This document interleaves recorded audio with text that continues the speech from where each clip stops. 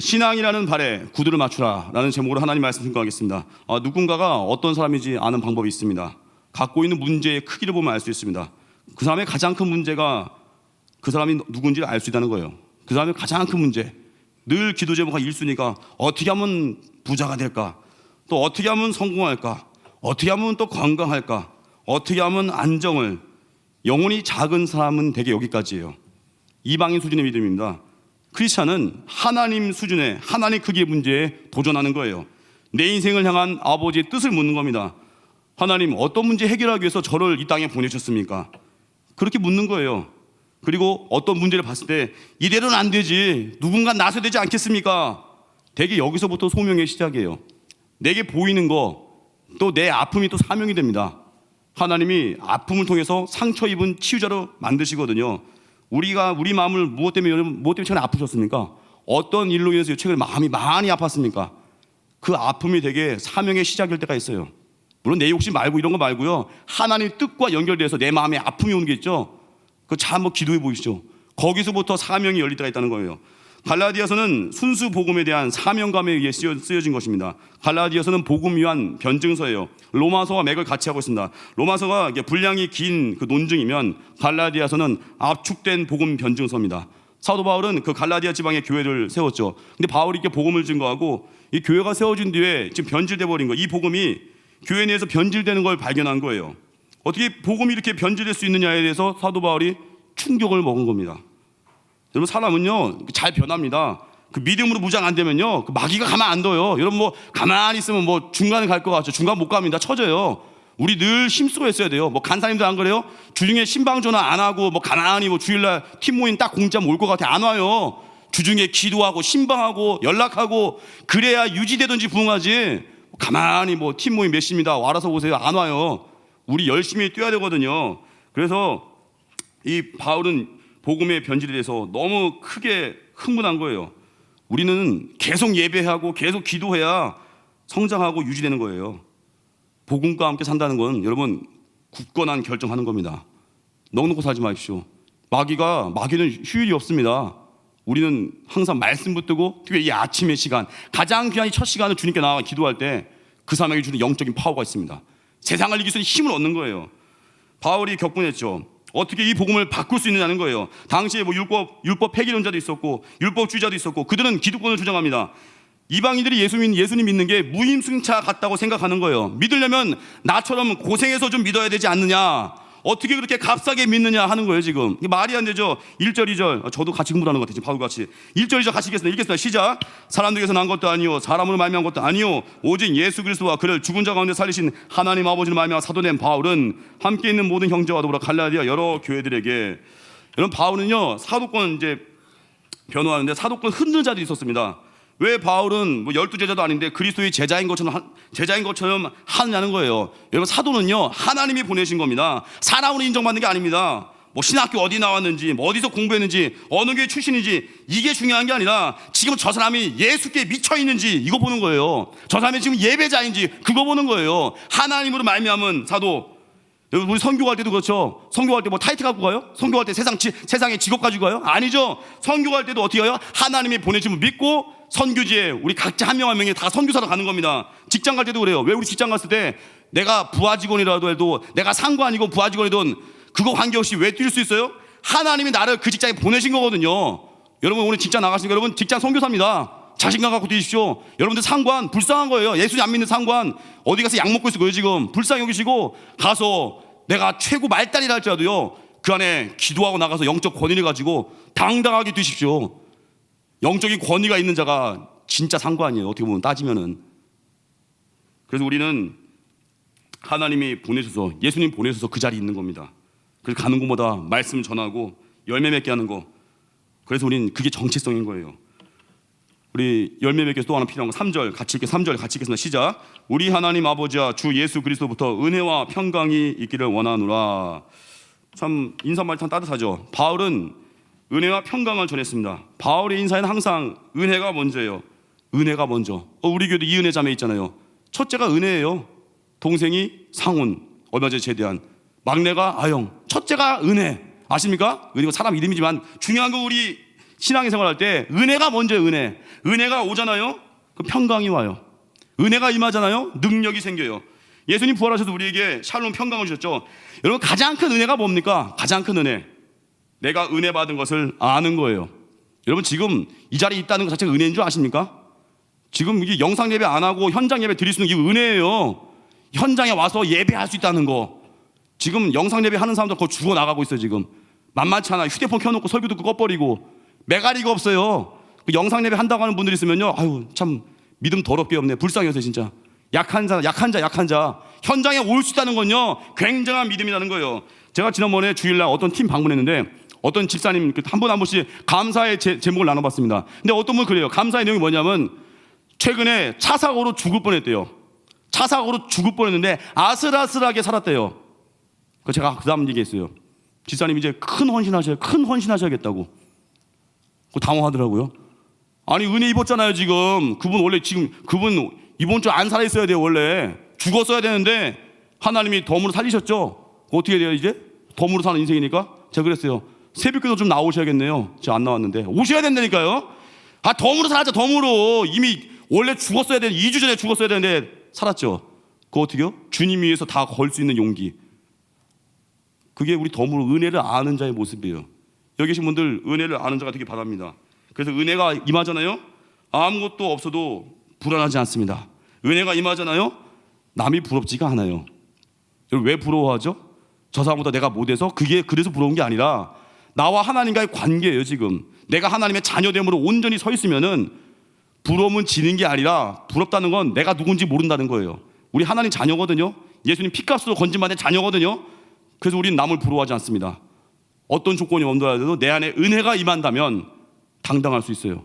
부러워하지 마십시오. 여러분들의 라이벌이 누구예요? 그 라이벌을 놓고 기꺼이 축복기도 하십시오. 그래서 요한복음 15장에 나오잖아요. 사람이 친구를 위해서 자기 목숨을 던지면 이것보다 큰 사랑이 없대요. 왜 그러죠? 왜 하필 거기서 친구죠? 나라 위해서 목숨도 아니고 상수동 위해서 목숨 거는 것도 아니고 왜 친구죠? 친구는 라이벌이거든요. 라이벌을 위해서 목숨 걸 수 있다는 건요 자기 자가 다 죽은 거예요. 그 옛날에 에노미 앳더 게이트 한번 영화 보세요. 그 한 정보장교가 시기심 때문에 그 저격수가 좋아하는 자매를 그 정보장교도 같이 좋아하잖아요. 거기서 시기심이 생겨가지고 자기가 저격수를 막 잘 홍보해주다가 그 자매를 같이 좋아하니까 정보장교가 이제 권력 있잖아요. 신문사에다가 허위 정보 막 날리고 시기심 때문에. 나중에 결국 시기심이 해결되고 나서 정보장교가 상대편 스나이퍼 위치를 알아내려고 정보장교가 자기 머리를 내밀고 총 맞고 죽죠. 그리고 우군 스나이퍼가 상대편 스나이퍼 쏘고 친구에서 목숨 걸잖아요. 시기심이 깨지니까, 욕심이 깨지니까. 영화 안 보신 분 많은 것 같은데 그냥 알아서 따라 보시고, 중요한 우리 마음에 기꺼이 은혜가 임하면 기꺼이 다른 사람 축복할 수 있어요. 경쟁자가 아니거든요. 내 옆에 있는 사람이 경쟁자가 아니에요. 내 옆에 있는 사람은 날 돕는 자예요. 그래서 회사 가서도 시기심의 노예가 되면요 그 병들입니다. 부러워하면은 두려워지는 거예요. 사울이 다윗을 부러워하다가 두려워졌죠. 여러분들이 부러워하는 대상 그 하나님 다 은혜 구해야 될 사람이에요. 누구든지 예수님의 은혜가 필요합니다. 누구도 부러워하지 마십시오. 인간은 질투의 문제만 해결돼도요 삶에 행복은 거의 찾아옵니다. 되게 불행한 이유의 80%는 질투예요. 누군 뭐 했더라, 누군 좋은 차 샀더라, 좋은 집 샀더라. 비교할 거 없습니다. 많은 거 가졌다고 하더라도요 그 안에 썩어 골마 있는 문제들이 있습니다. 다 약한 존재거든요. 그래서 우리 은혜가 필요하다는 거예요. 4절 5절 같이 읽겠습니다. 시작. 그리스도께서 하나님 곧 우리 아버지 뜻을 따라 이 악한 세대에서 우리를 건지시려고 우리 죄를 대속하기 위해 자기 몸을 주셨으니 영광이 그에게 세세토록 있을지어다. 아멘. 악한 세대에서 우리를 건지려고 자기 몸을 주셨습니다. 신앙은요 은혜 받았잖아요. 그럼 우리가 할 일이 뭐예요? 궁극적으로 은혜 받으면은 우리 몸이 움직이는 거예요. 나는 뭐 선교가 좋아, 예배가 좋아. 몸이 왔냐고. 몸이 여기 와 있는 거, 그게 진짜 은혜가 임한 자고 그게 진짜 사랑으로 나아가는 자입니다. 그러면 은혜 받았죠. 6절 그 다음 이제 우리 몸이 왔죠. 6절 읽겠습니다. 시작. 그리스도의 은혜로 너희를 부르신 이를 이같이 속기 떠나 다른 복음을 따르는 것은 내가 이상히 여기노라. 우리가 부름받은 자격은 오직 은혜입니다. 오직 은혜예요. 그래서 은혜의 복음을 알면요 변할 수가 없습니다. 왜 가정이 깨지죠? 은혜를 떠나서 그래요. 또 자녀와의 관계가 왜 안 좋죠? 자녀를 은혜로 키우지 않고 자기 욕심을 자녀에게 투영하니까 이 자녀는 하나님이 주신 것이라는 걸 놓쳐버리니까 그러니까 문제가 되는 거예요. 직장에서 왜 스트레스 받죠? 이게 내 건 줄 아니까. 그러니까 하나님이 주신 회사입니다. 하나님의 거예요, 그거. 그 우리는 뭐예요? 은혜의 복음을 알면 스트레스 받을 수 없는 거예요. 바울은 지금 이 얘기를 하는 거예요. 너 왜 이렇게 변했니? 너 왜 이렇게 건방지니? 왜 이렇게 은혜를 모르니? 라고 바울은 격분한 거예요, 지금.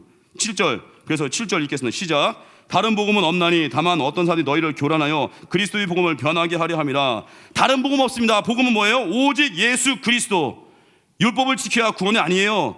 어떤 분은 그래요. 나 아직 술 못 끊었으니 담배 못 끊었으니 교회 오기 힘들다가 아니에요. 그냥 오면 되는 거예요. 교회 왔더니 신부처럼 만들어주면 그게 은혜인 거예요.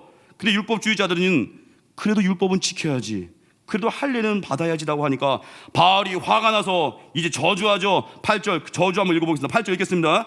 그러나 우리가 혹은 하늘로부터 온 천사라도 우리가 너에게 전한 복음에 다른 복음을 전하면 저주를 받을지어다. 다른 복음을 전하면 저주받는다는 거예요. 지옥으로 떨어진다는 거예요. 바울의 단호함이죠.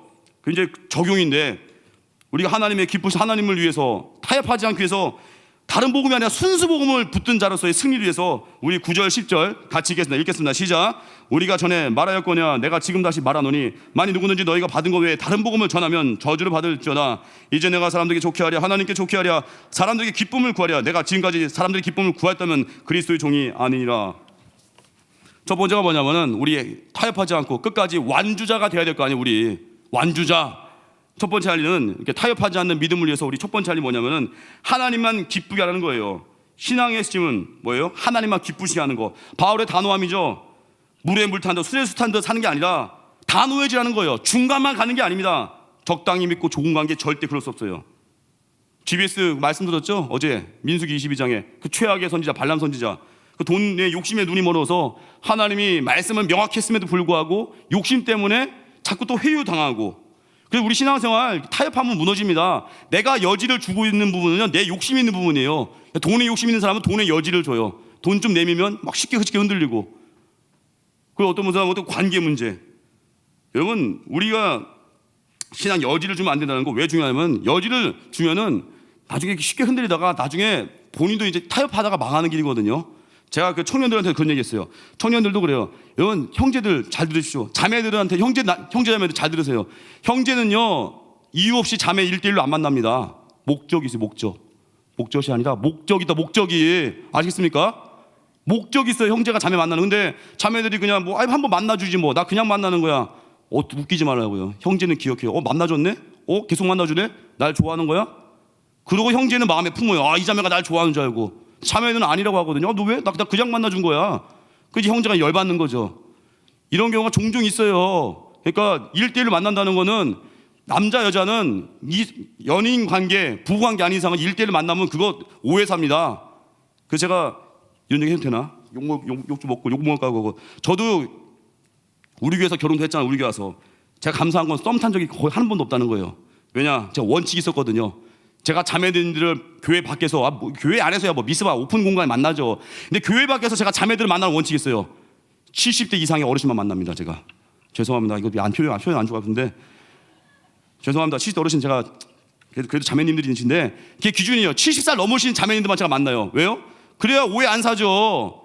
지난번에 어떤 65세 어떤 권사님이 저한테 이 교회 1층에서 커피 한잔 하세요. 뭐 사역 관련해서 얘기하겠다고. 제가 안 된다고 했어요.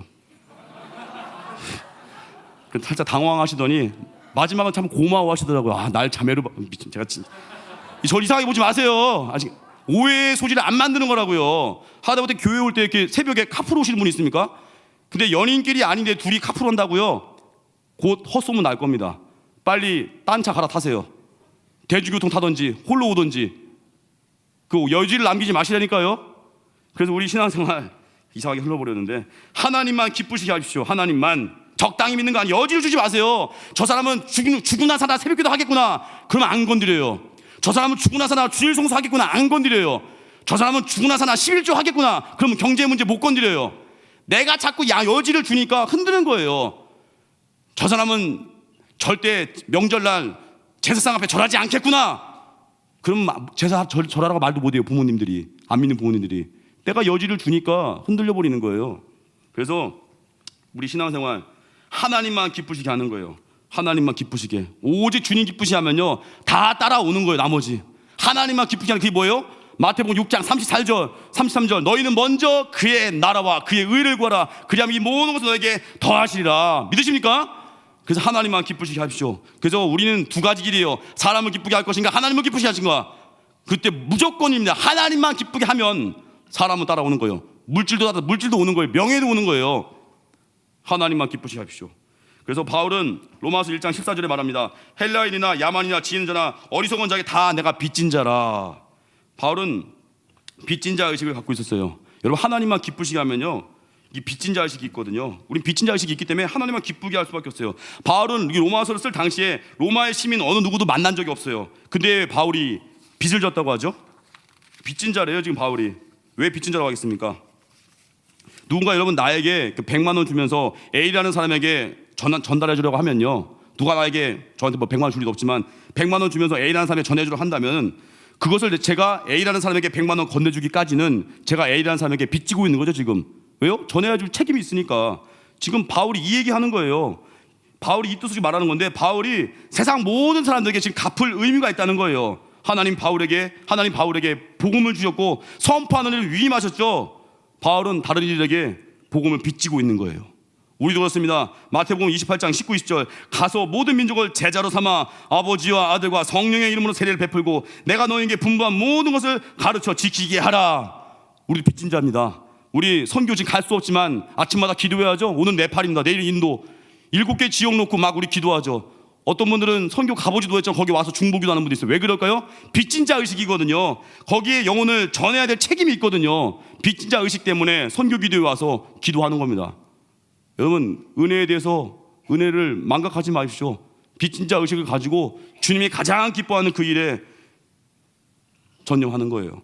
카자흐스탄에서 순교한 그 고 김진희 선교사님 남편 그 한재성 선교사님의 그 간증인데 김진희 선교사님이 순교했잖아요. 살인자들로 이렇게 묶임을 당하고 재간 물린 채 마지막까지 그분이 움켜쥔 게 성경책이래요.